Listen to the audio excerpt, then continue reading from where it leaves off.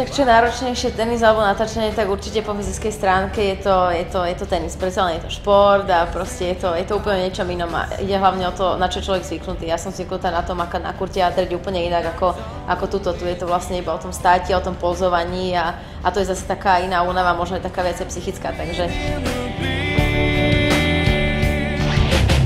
Tak určite to bolo prvýkrát, dá sa povedať, v mojom živote, keď som sa videla v zábere takto viackrát a dvojčku by som určite nechcela, aby niekto bol úplne taký istý ako ja, alebo vyzeral takisto ako ja, ale sestru alebo brata by som určite chcela, ale nejakú dvojničku alebo takúto podobnú vec asi nie.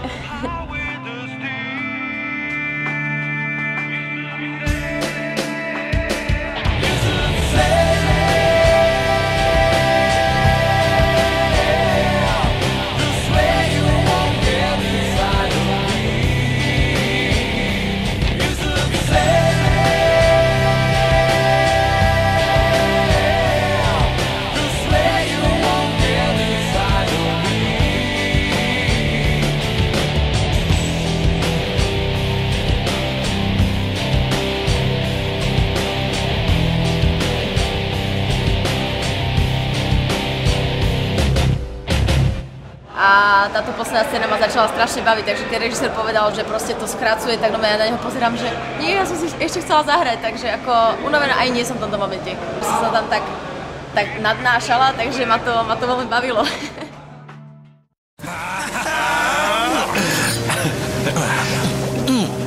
Čo urobíš so zvyškom výhry? Objednal som si osobnú trénerku.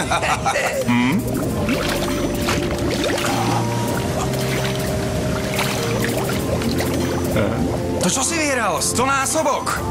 1000 násobok! Vyhrávajte denne 1000 násobky svojho vkladu až do výšky 2 miliónov eur. Keno 10.